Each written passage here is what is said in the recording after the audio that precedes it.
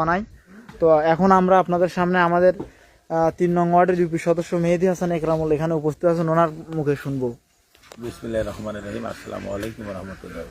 প্রিয় ৩ নম্বর ওয়ার্ডবাসী, আপনারা দেখতেছেন এই যে আমবাগান রাস্তার পাকার বাতা হতে এই যে গনি দুলে ভাইয়ের বাড়ি পর্যন্ত যে রাস্তাটি করা হচ্ছে, সেই রাস্তাটি যে সিসি ঢালাই মানে ইটসলিং কাজ, তারপরও পাশাপাশি এখানে 85 ফিট রাস্তা এবং 136 ফিট রাস্তা আমরা মনে করেন নিজ অর্থায়নে চেয়ারম্যান সাহেব এটা করে দিচ্ছে। আপনারা দোয়া করবেন আগামী দিনে যেন সবাই আমরা ভালো থাকতে পারি এবং আরো উন্নত মানের কাজগুলো যেন আরো উন্নত রাস্তাগুলো যেন এইভাবে করতে পারি, এইগুলি আমার বলা বক্তব্য শেষ। আসসালামু আলাইকুম। ধন্যবাদ ইউপি সদস্য মেহেদী হাসান একরামুলকে। এখন আমরা আপনাদের সামনে আমাদের ৬ নং ধাপরাট ইউনিয়ন পরিষদের সম্মানিত চেয়ারম্যান, জনতার চেয়ারম্যান জনাব শহীদুল ইসলাম শিপনের বক্তব্য আপনাদের সামনে তুলে ধরার চেষ্টা করছি। বিসমিল্লাহির রহমানির রহিম। প্রিয় ইউনিয়নবাসী, আসসালামু আলাইকুম। অন্যান্য ধর্মাবলম্বীদের প্রতি রইল শুভেচ্ছা।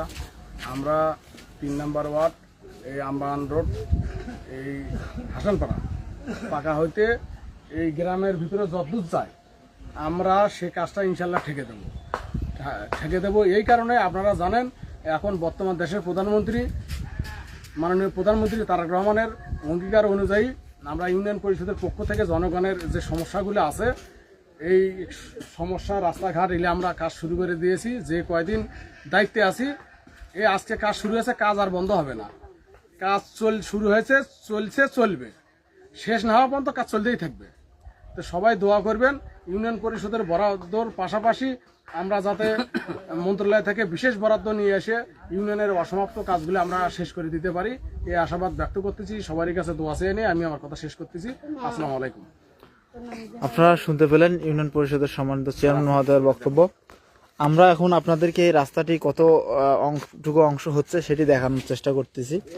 ইতিমধ্যে রাস্তার কাজ অনেকটা সম্পূর্ণ হয়েছে, আরও কিছু অংশ বাকি আছে, রাস্তার কাজ চলছে। আপনারা দেখতে পাচ্ছেন যে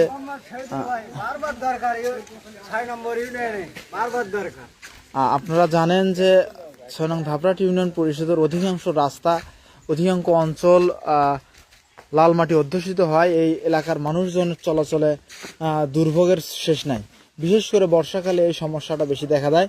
তখন লাল মাটি হয়, কাদার পরিমাণ এত বেড়ে যায় যে গাড়ি চলাচল থাকলো দূরের কথা, ভ্যান, অটো রিক্সা কিংবা কোনো যানবাহন চলাচলের কোনো পরিবেশ থাকে না।